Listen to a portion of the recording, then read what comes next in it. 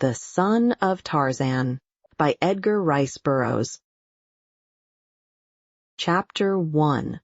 The longboat of the Marjorie W. was floating down the broad Ugambi with ebb tide and current. Her crew were lazily enjoying this respite from the arduous labor of rowing upstream.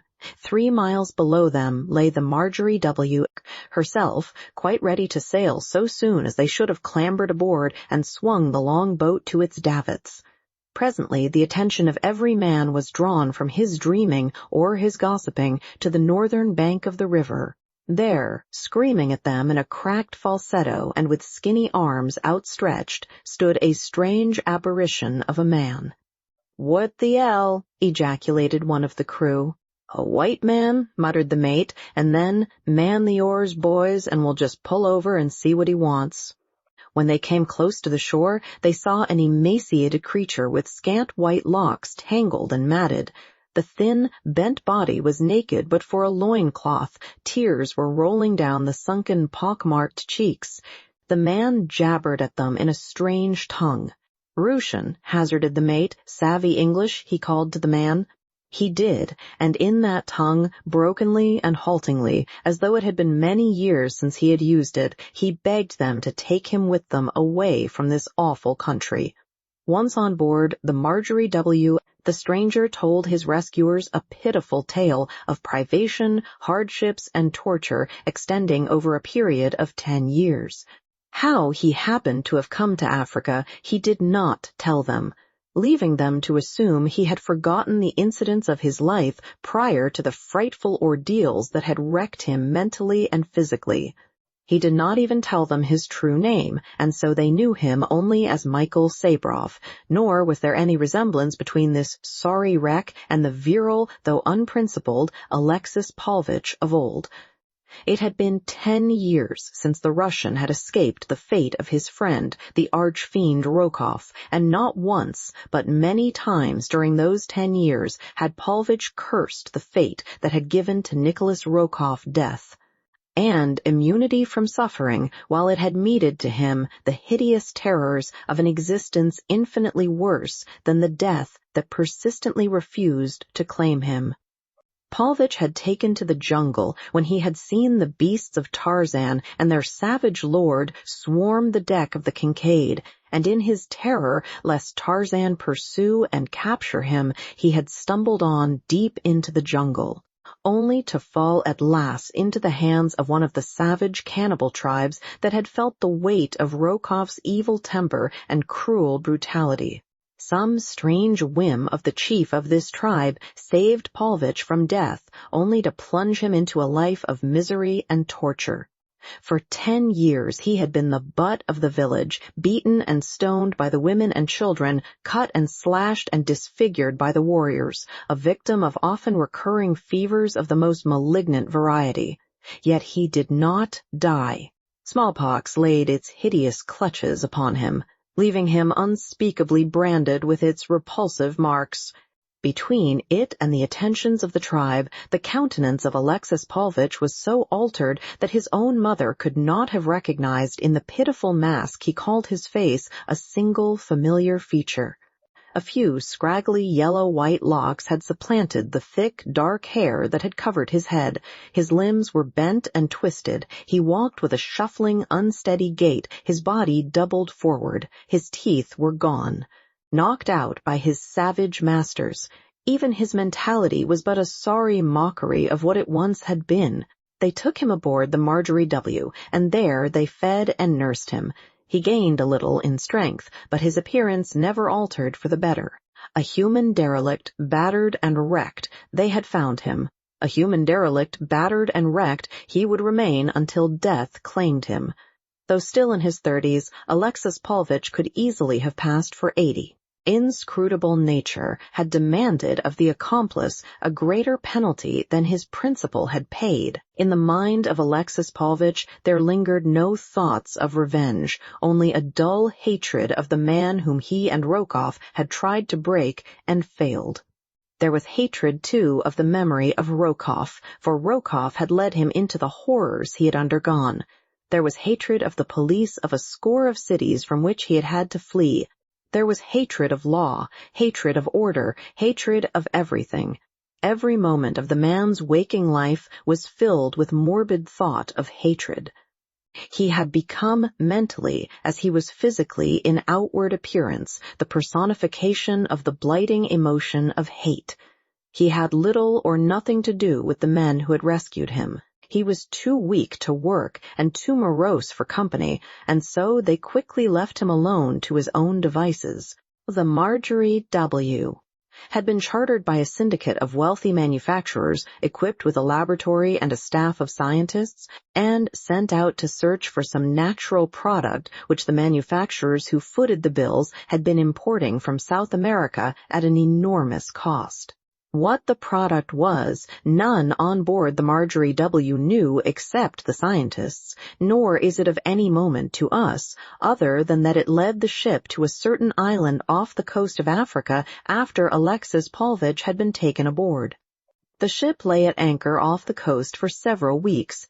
The monotony of life aboard her became trying for the crew. They went often ashore, and finally Paulvitch asked to accompany them. He, too, was tiring of the blighting sameness of existence upon the ship. The island was heavily timbered. Dense jungle ran down almost to the beach. The scientists were far inland, prosecuting their search for the valuable commodity that native rumor upon the mainland had led them to believe might be found here in marketable quantity. The ship's company fished, hunted, and explored. Paulvitch shuffled up and down the beach, or lay in the shade of the great trees that skirted it. One day, as the men were gathered at a little distance, inspecting the body of a panther that had fallen to the gun of one of them who had been hunting inland, Paulvitch lay sleeping beneath his tree. He was awakened by the touch of a hand upon his shoulder. With a start, he sat up to see a huge anthropoid ape squatting at his side, inspecting him intently. The Russian was thoroughly frightened. He glanced toward the sailors. They were a couple of 100 yards away. Again the ape plucked at his shoulder, jabbering plaintively. Paulvitch saw no menace in the inquiring gaze or in the attitude of the beast. He got slowly to his feet. The ape rose at his side. Half doubled, the man shuffled cautiously away toward the sailors. The ape moved with him, taking one of his arms.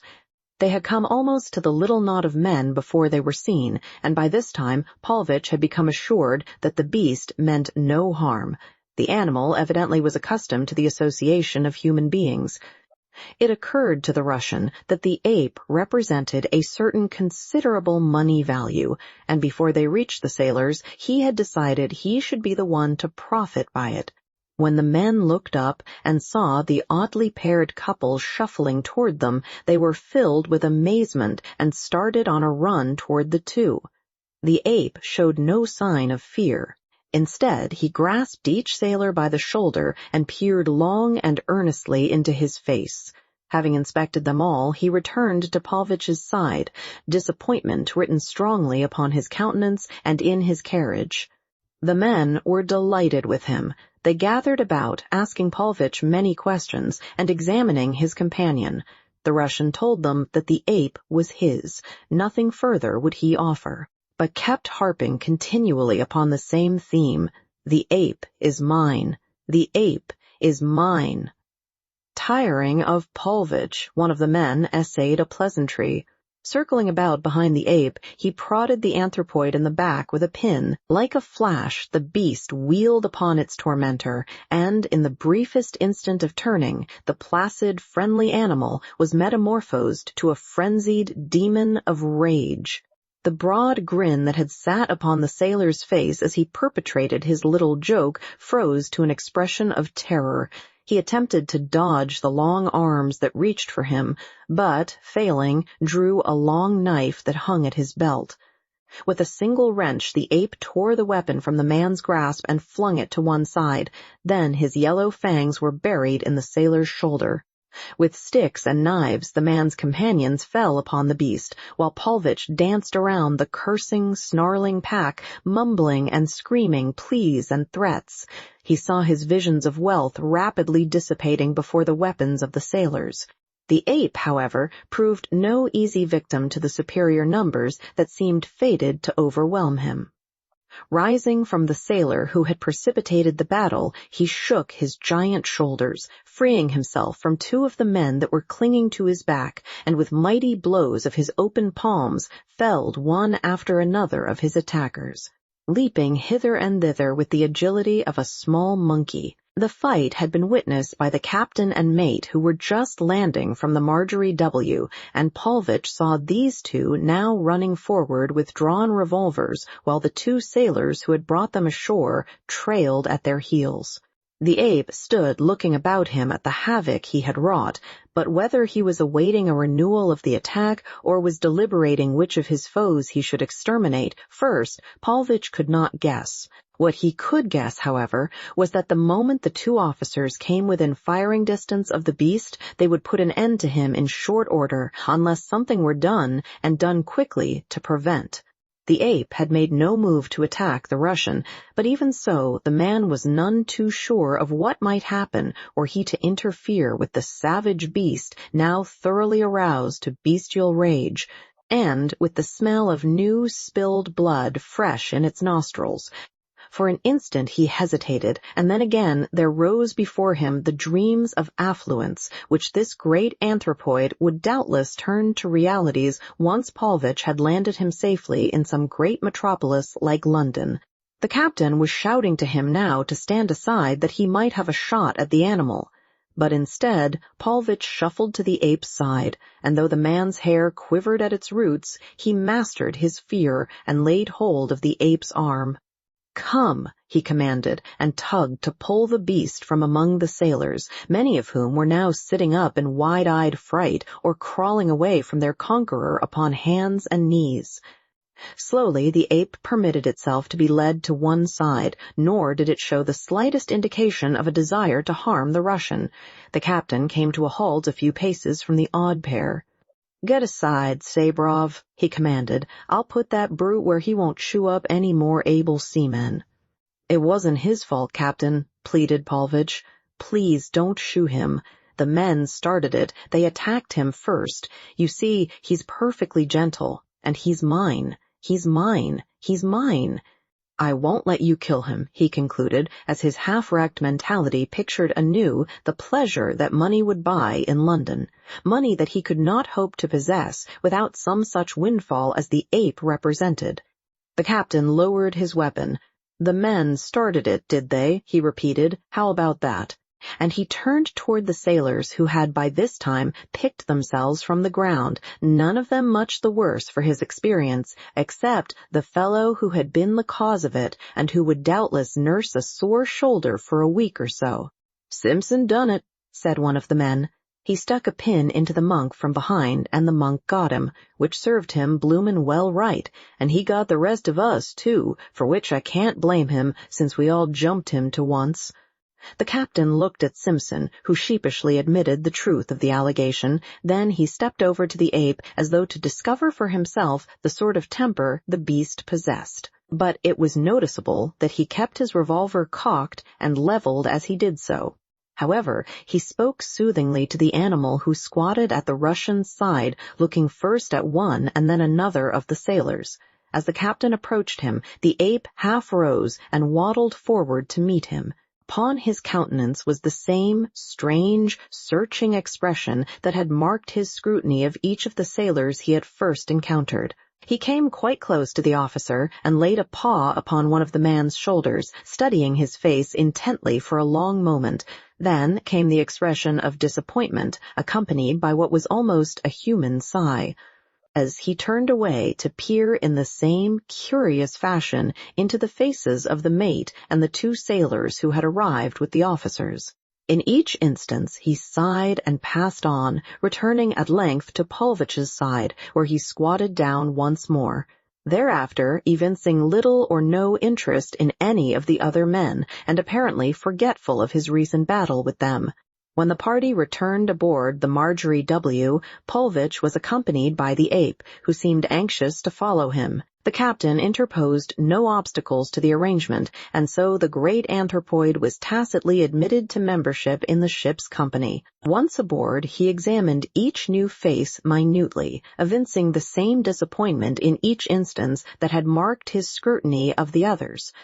The officers and scientists aboard often discussed the beast, but they were unable to account satisfactorily for the strange ceremony with which he greeted each new face.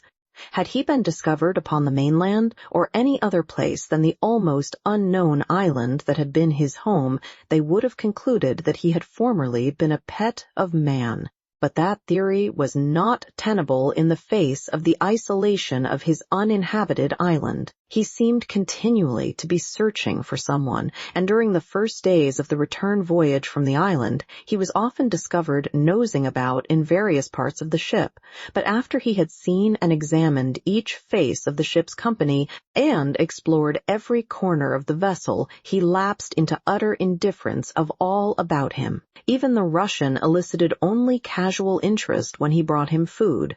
At other times, the ape appeared merely to tolerate him.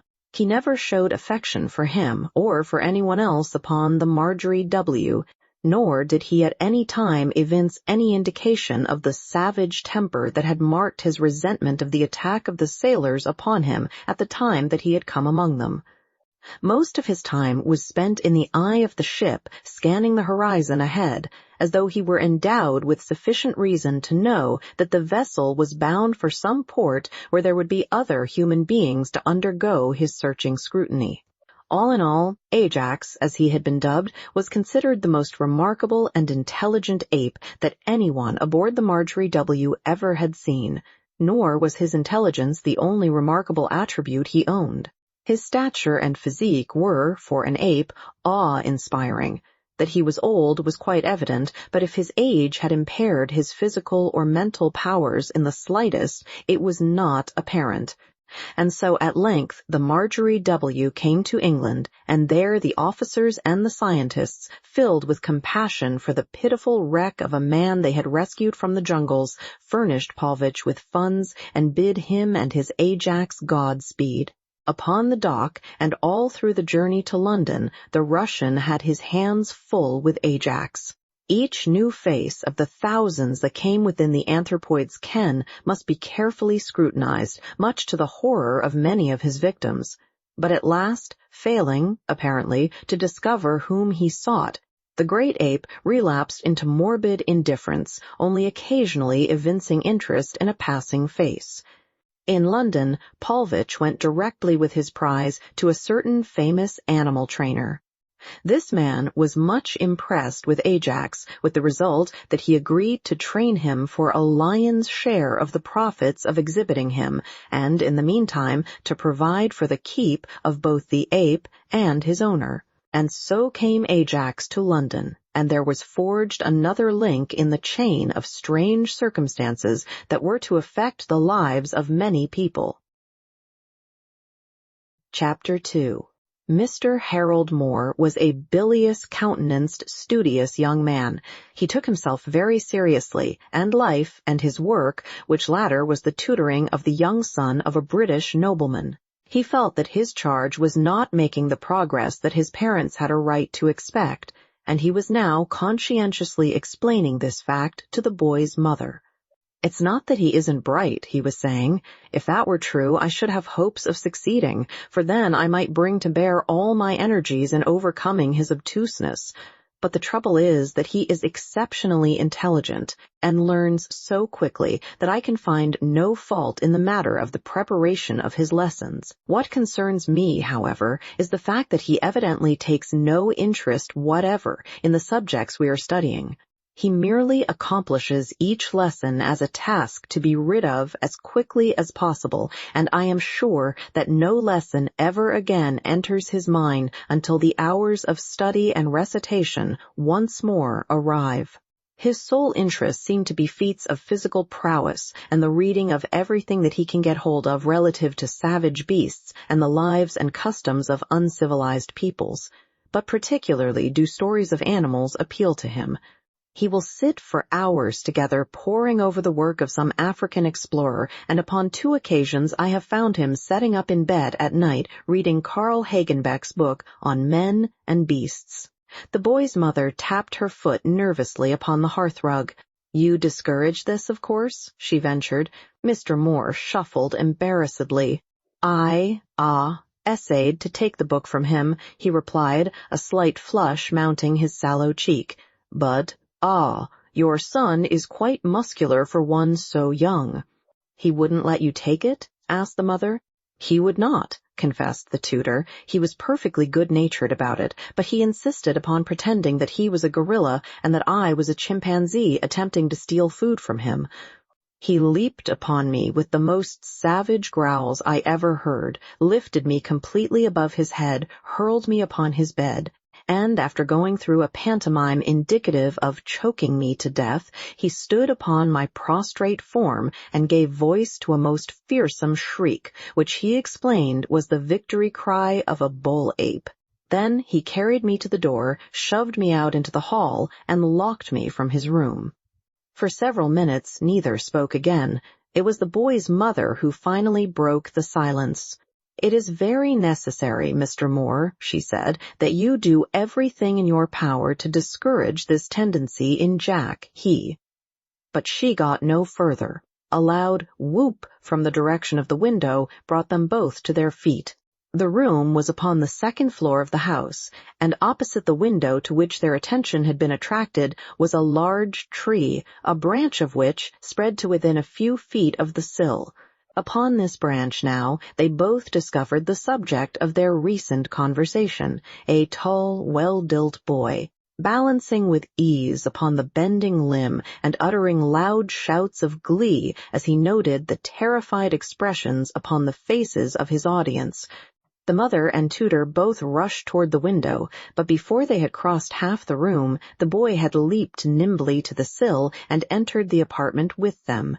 "The wild man from Borneo has just come to town," he sang, dancing a species of war dance about his terrified mother and scandalized tutor, and ending up by throwing his arms about the former's neck and kissing her upon either cheek. "Oh, mother," he cried, "there's a wonderful educated ape being shown at one of the music halls. Willie Grimsby saw it last night. He says it can do everything but talk. It rides a bicycle, eats with knife and fork, counts up to 10, and ever so many other wonderful things. And can I go and see it too? Oh, please, mother, please let me." Patting the boy's cheek affectionately, the mother shook her head negatively. "No, Jack," she said, "you know I do not approve of such exhibitions." "I don't see why not, mother," replied the boy. "All the other fellows go, and they go to the zoo, too, and you'll never let me do even that. Anybody'd think I was a girl, or a mollycoddle." "Oh, father," he exclaimed, as the door opened to admit a tall, gray-eyed man. "Oh, father, can't I go?" "Go where, my son?" asked the newcomer. "He wants to go to a music hall to see a trained ape," said the mother, looking warningly at her husband. "Who, Ajax?" questioned the man. The boy nodded. "Well, I don't know that I blame you, my son," said the father. "I wouldn't mind seeing him myself. They say he is very wonderful, and that for an anthropoid he is unusually large. Let's all go, Jane. What do you say?" And he turned toward his wife, but that lady only shook her head in a most positive manner, and turning to Mr. Moore, asked him if it was not time that he and Jack were in the study for the morning recitations. When the two had left, she turned toward her husband. "John," she said, "something must be done to discourage Jack's tendency toward anything that may excite the cravings for the savage life which I fear he has inherited from you. You know from your own experience how strong is the call of the wild at times.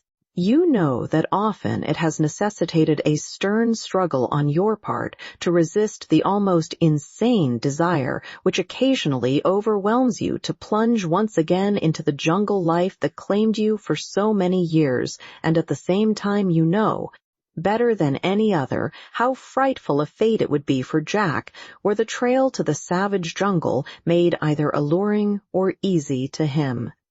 I doubt if there is any danger of his inheriting a taste for jungle life from me, replied the man, for I cannot conceive that such a thing may be transmitted from father to son. And sometimes, Jane, I think that in your solicitude for his future you go a bit too far in your restrictive measures. His love for animals, his desire, for example, to see this trained ape, is only natural in a healthy, normal boy of his age. Just because he wants to see Ajax is no indication that he would wish to marry an ape, and even should he, far be it from you, Jane, to have the right to cry shame. And John Clayton, Lord Greystoke, put an arm about his wife, laughing good-naturedly down into her upturned face before he bent his head and kissed her. Then, more seriously, he continued, "You have never told Jack anything concerning my early life, nor have you permitted me to, and in this I think that you have made a mistake. Had I been able to tell him of the experiences of Tarzan of the Apes, I could doubtless have taken much of the glamour and romance from jungle life that naturally surrounds it in the minds of those who have had no experience of it. He might then have profited by my experience, but now, should the jungle lust ever claim him, he will have nothing to guide him but his own impulses, and I know how powerful these may be in the wrong direction at times." But Lady Greystoke only shook her head as she had 100 other times when the subject had claimed her attention in the past. "No, John," she insisted, "I shall never give my consent to the implanting in Jack's mind of any suggestion of the savage life which we both wish to preserve him from."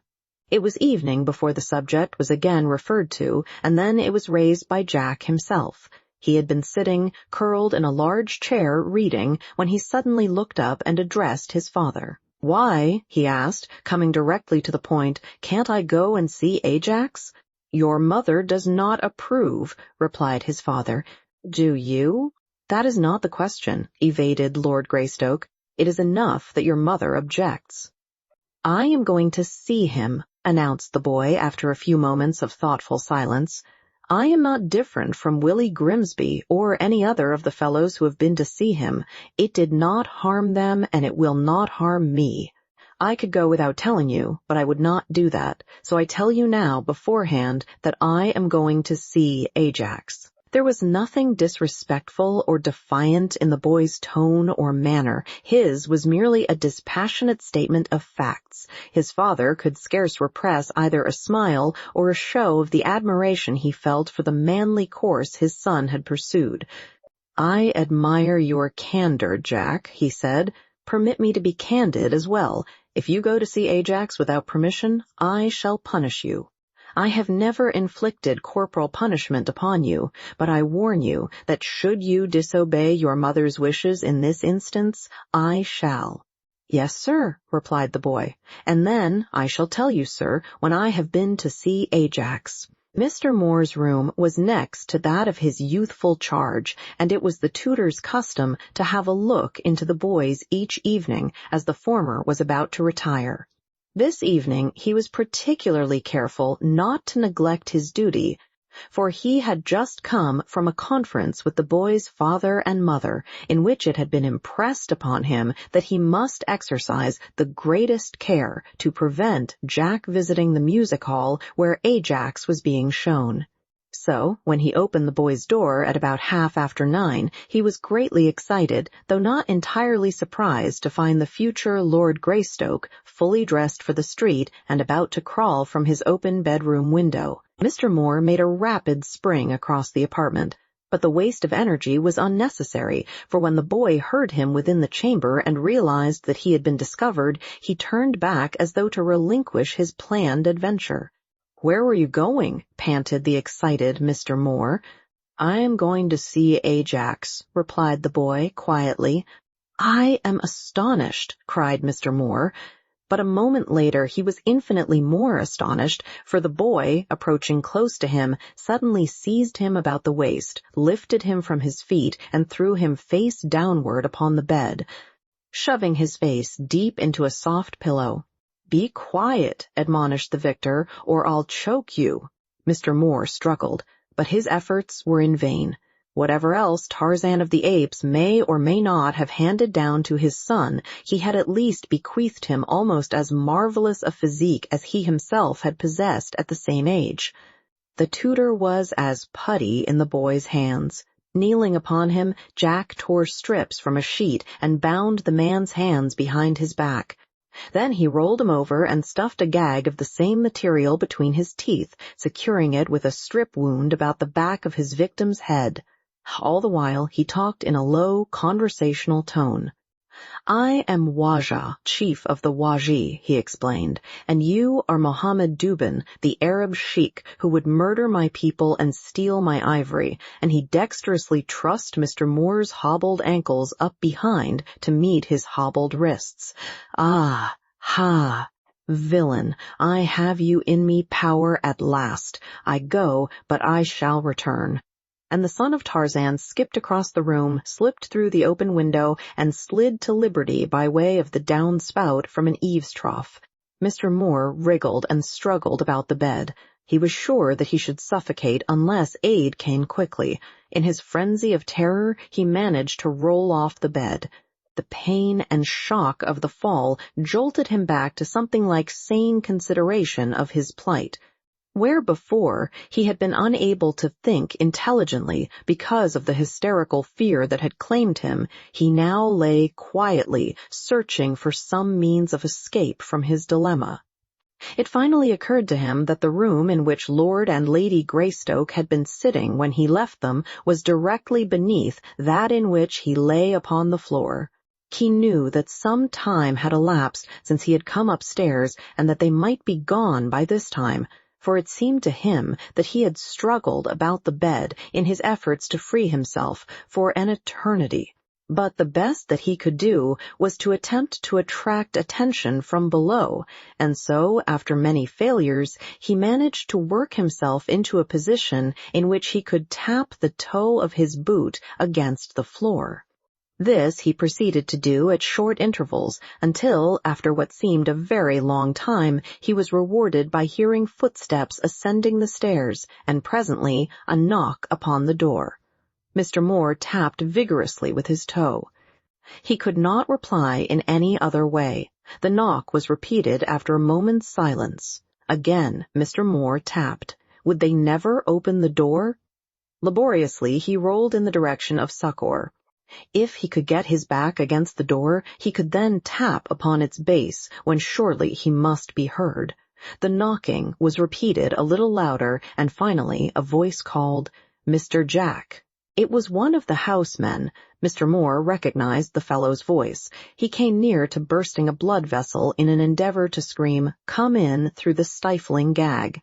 After a moment the man knocked again, quite loudly, and again called the boy's name. Receiving no reply, he turned the knob, and at the same instant a sudden recollection filled the tutor anew with numbing terror. He had, himself, locked the door behind him when he had entered the room. He heard the servant try the door several times and then depart, upon which Mr. Moore swooned. In the meantime, Jack was enjoying to the full the stolen pleasures of the music hall. He had reached the Temple of Mirth just as Ajax's act was commencing, and having purchased a box seat, was now leaning breathlessly over the rail, watching every move of the great ape, his eyes wide in wonder. The trainer was not slow to note the boy's handsome, eager face, and as one of Ajax's biggest hits consisted in an entry to one or more boxes during his performance, ostensibly in search of a long-lost relative, as the trainer explained, the man realized the effectiveness of sending him into the box with the handsome boy, who, doubtless, would be terror-stricken by proximity to the shaggy, powerful beast. When the time came, therefore, for the ape to return from the wings in reply to an encore, the trainer directed its attention to the boy who chanced to be the sole occupant of the box in which he sat. With a spring, the huge anthropoid leaped from the stage to the boy's side. But if the trainer had looked for a laughable scene of fright, he was mistaken. A broad smile lighted the boy's features as he laid his hand upon the shaggy arm of his visitor. The ape, grasping the boy by either shoulder, peered long and earnestly into his face, while the latter stroked his head and talked to him in a low voice. Never had Ajax devoted so long a time to an examination of another as he did in this instance. He seemed troubled and not a little excited, jabbering and mumbling to the boy, and now caressing him as the trainer had never seen him caress a human being before. Presently he clambered over into the box with him and snuggled down close to the boy's side. The audience was delighted, but they were still more delighted when the trainer, the period of his act having elapsed, attempted to persuade Ajax to leave the box. The ape would not budge. The manager, becoming excited at the delay, urged the trainer to greater haste, but when the latter entered the box to drag away the reluctant Ajax, he was met by bared fangs and menacing growls. The audience was delirious with joy. They cheered the ape, they cheered the boy, and they hooted and jeered at the trainer and the manager, which luckless individual had inadvertently shown himself and attempted to assist the trainer. Finally, reduced to desperation and realizing that this show of mutiny upon the part of his valuable possession might render the animal worthless for exhibition purposes in the future, if not immediately subdued, the trainer had hastened to his dressing room and procured a heavy whip. With this he now returned to the box.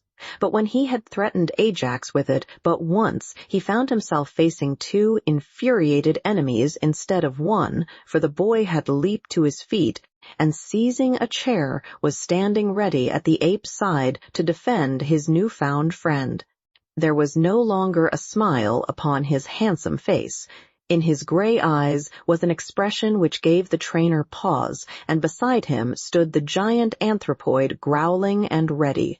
What might have happened but for a timely interruption may only be surmised.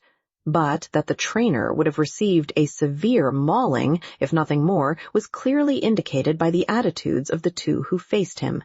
It was a pale-faced man who rushed into the Greystoke library to announce that he had found Jack's door locked, and had been able to obtain no response to his repeated knocking and calling other than a strange tapping, and the sound of what might have been a body moving about upon the floor.